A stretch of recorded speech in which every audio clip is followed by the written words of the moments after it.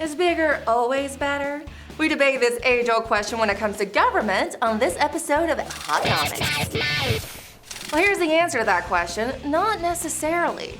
Smaller government, measured by government spending as a percent of the total economic pie, results in more economic growth than big government or a lot of government spending. We're not saying that government spending isn't necessary, but just like everything else in life, it's all about moderation. If you've ever been on a college spring break trip, you probably learned this principle the hard way.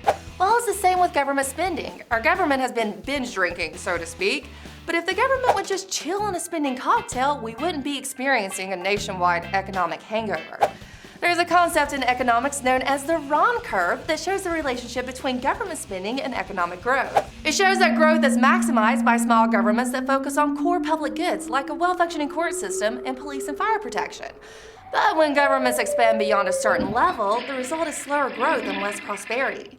This is because the private sector tends to be more efficient than the government sector. At any moment in time, there's only so much labor and capital available. The more the government takes, well, the less there is for the private sector. There appears to be a sweet spot where government spending is between 15 and 25% of the total economy. And where are we now? Well, over a third of the total economy. Yeah, and how about our economic growth? In 2013, our economy experienced an under 2% growth. During the Reagan and Clinton presidencies, we had many years of over 4% growth. So you can see how well this is all working out for us. Obviously, 0% tax wouldn't work either. But when you waste money on any government program, you hurt real people. But the future doesn't have to be so bleak. We've been there before and we can get there again. Click on the next video, Sounds of the Decades of Government Spending, to see our rockin' review of government spending on the next episode of Hotnomics.